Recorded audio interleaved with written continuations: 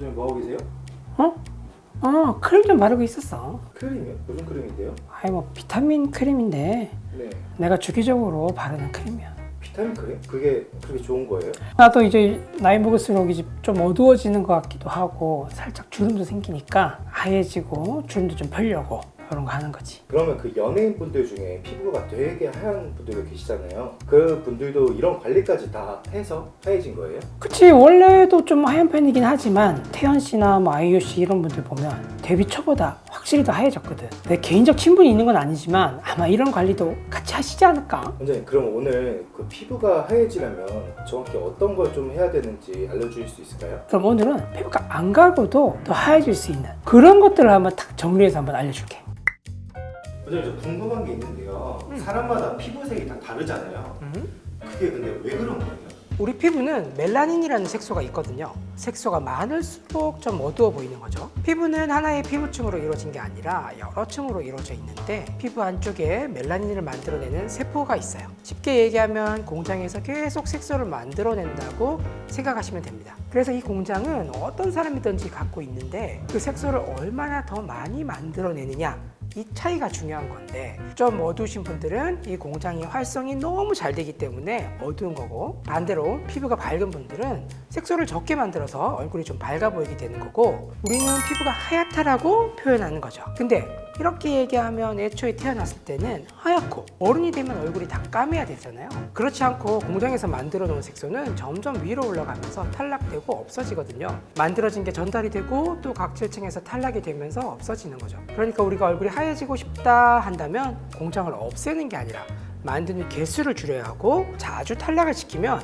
얼굴이 조금 하얘질 수 있는 거죠. 원장님, 그러면 저도 지금보다 더 하얘질 수 있는 거예요? 먼저 말씀드릴 게, 우리가 갖고 있는 기본 피부색은 변할 수 없어요. 우리 피부를 가장 어둡게 만드는 원인 중에 하나가 자외선이거든요. 그래서 자외선 차단은 필수적으로 해야 되는 거고, 그리고 내가 가장 하얘진다면 어느 정도까지 가능할지 확인할 수 있는 방법이 있는데요. 몸에서 자외선을 가장 적게 받는 신체 부위를 보면 내가 얼마만큼 밝아질 수 있는지 확인할 수 있어요. 그 중에 가장 대표적인 것은 배를 보면 알 수 있거든요. 또 뭐 다른 곳으로 팔 안쪽도 비슷할 거예요. 전신 거울로 얼굴색이랑 같이 비교해 보시면 안에 피부가 좀 더 하얘질 수 있겠구나, 얼마만큼 하얘질 수 있겠구나 라는 걸 확인할 수 있을 거예요. 원장님, 저처럼 피부과를 잘 다니지 않는 사람들은 피부가 밝아지려면 어떤 걸 해야 좋을까요? 우선 피부가 하얘지는 대표적인 방법으로는 두 가지가 있는데요. 집에서도 할 수 있는 방법이랑 병원에서 할 수 있는 방법, 이렇게 있죠. 우선 집에서도 할 수 있는 방법에 대해서 알려드리면, 얼굴에 발라주는 것과 먹는 것 이렇게 있고, 병원에서는 시술을 통해서 하얘지는 방법이 있죠. 여러분들은 일단 이 정도만 아셔도 기존보단 하얘지실 수 있을 거예요. 와, 그러면 저도 이제 태연 씨나 유나 씨처럼 그렇게 하얘질 수 있는 건가요? 일단 배를 한번 볼까요? 뭘 바르고 뭘 먹어야 되는 건지 그것도 좀 알려주세요. 요즘 미백 화장품 진짜 많긴 한데, 첫 번째는 비타민 A예요. 비타민 A가 왜 필요하냐면 결국 피부 각질층이 빠르게 떨어져 나가야 점점 밝은 피부로 갈 수 있는 건데, 그걸 도와주는 성분이 있는 거죠. 화장품 성분을 보시면 레티놀이나 레티날이라고 써져 있다면 비타민 A 제품인 거예요. 그리고 병원에서 처방받아야지 구매가 가능한 의약품으로는 레티노익 에이시드라고 있거든요. 이거는 레티놀 같은 제품보다 좀 더 효과가 좋다라고 생각하시면 되는데, 얘는 효과가 좋은 만큼 좀 더 자극적이어서 예민한 사람들은 트러블이라든지 지나치게 따갑다든지 여러모로 부작용이 생길 수 있는 제품이기 때문에 의사와 충분히 상담을 하시고 구매하시길 권해드려요. 그리고 이 비타민 A 화장품은 빛에 굉장히 민감하거든요. 낮에 우리가 활동하면서 햇빛을 쬐고 나면 트러블이 일어날 수 있어요. 그래서 자기 전에만 잘 발라주시면 충분히 큰 도움이 됩니다. 그리고 마지막으로는 스티바이라고 아시는 분들은 다 아시는 제품이거든요. 저희 고객들 중에도 이거 찾는 사람들 굉장히 많았는데 단종이 됐어요. 그래서 지금은 디페린 겔이나 20 크림으로 많이 대체해서 사용하고 있습니다. 그러면 또 다른 제품 같은 것도 있을까요? 그럼 그 빅피디도 어렸을 때 쌀뜨물로 세안하는 게 좋다는 얘기 들어봤나? 아유, 그럼요. 저도 실제로 궁금해서 쌀뜨물로 씻은 적도 많았어요. 진짜? 어렸을 때. 아니, 그게 피부가 엄청 좋아진다고 하더라고요. 내가 이 얘기를 하는 이유는 그게 실제로 어느 정도 맞는 말이라서 그런 건데, 이 쌀뜨물 성분을 보면 비타민 B3, 나이아신아마이드라는 성분이 있는데, 이 두 성분은 우리 피부의 멜라닌 색소가 보다 덜 만들 만들어지게 해주는 효과가 있거든요. 색소가 덜 생성이 된다면 애초에 탈락시킬 색소도 적어지다 보니까 결과적으로 좀 더 화해질 수 있는 거죠. 그리고 이 비타민 B 성분은 다른 비타민들에 비해 자극감이 덜하기도 해서 우리가 평소에 사용하고 있는 미백 제품들을 보면 거의 필수적으로 들어있는 성분인 거죠. 자, 세 번째는 비타민 C인데, 비타민 C는 비타민 A와 마찬가지로 피부 자극이 좀 있을 수 있는 제품이에요. 대표적으로는 아스코빅 엑시드라고 완전 비타민 C 성분만 들어있는 제품이 있고, 아스코빌 어쩌고 제품들도 있는데 이 이름이 붙은 제품들은 순수 비타민은 아니고 비타민 C 합성 유도체가 들어있는 제품인 거예요. 순수 비타민 C보단 자극감이 적기도 하고 트러블 같은 면에서도 좀 더 안전한 제품이라고 보시면 되는데, 효과 같은 부분에서는 순수 비타민보다는 조금 떨어질 수도 있어요. 대신 사람마다 효과가 다를 수 있으니까 본인이랑 맞는 제품을 선택해서 쓰시는 걸 권해드릴게요. 네 번째로는 하이드로퀴논이라고 해서 멜라닌 색소를 적게 만들어주는 제품이고요. 그리고 멜라논 크림이라고 해서 병원에서 처방을 받아야지만 사용할 수 있는 건데, 이거는 하이드로퀴논하고 트레티노인, 국소 스테로이드가 섞인 제품이라고 보시면 되는데, 이게 기미 부분에 굉장히 효과가 좋아서 기미가 심하신 분들에게는 처방해드리고 있어요. 근데 이 제품도 자극감이 심할 수 있기 때문에 의사와 충분히 상의하신 후에 발라보시는 걸 권해드리고 있어요. 다섯 번째는 진짜 중요한 건데 여러분들도 다 아시는 거예요. 오랫동안 꾸준히 바르시는 분도 계시지만 잘 안 바르시는 분들도 정말 많은데요. 바로 선크림이에요. 솔직히 제가 여러 제품들 이것저것 다 설명드렸지만 그 전에 선크림을 꼭 잘 발라주셔야 됩니다. 우리 피부에 멜라닌 공장에서 가장 예민하게 생각하는 게 자외선이라고 말씀드렸잖아요. 그렇기 때문에 선크림을 필수적으로 잘 발라주셔야 하고요.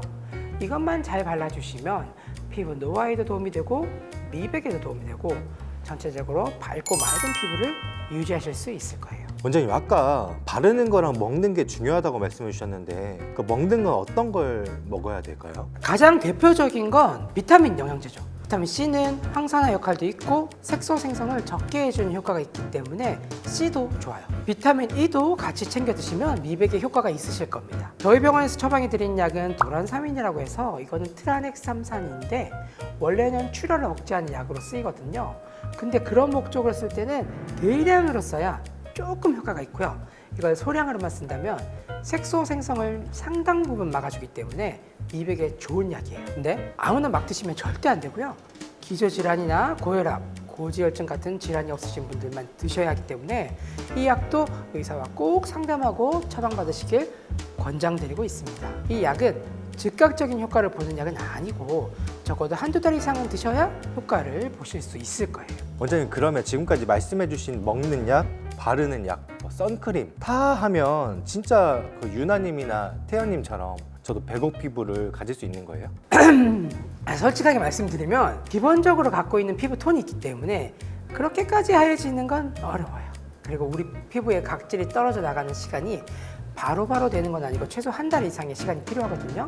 아까 말씀드린 바르는 거나 먹는 것도 최소 한 달 이상은 해야 점점 밝아지는 구조인데, 잘 먹고 잘 바른다고 해도 한계가 있기 때문에 그때부터는 병원에 오셔서 시술이 필요한 거죠. 그럼 병원에서 어떤 걸 받아야 될까요? 병원에서 받으실 수 있는 시술도 여러 가지 있는데, 첫 번째로는 백옥 주사라고 들어보셨을 거예요. 이 주사제는 연예인 주사, 아이유 주사 이런 식으로 불리는 걸로도 유명한데요. 이 주사제는 글루타치온이라는 성분이 들어간 건데 피부 색소 생성을 적게 해주는 성분을 직접 혈관으로 주입해줘서 미백에 효과가 좋은 거고요.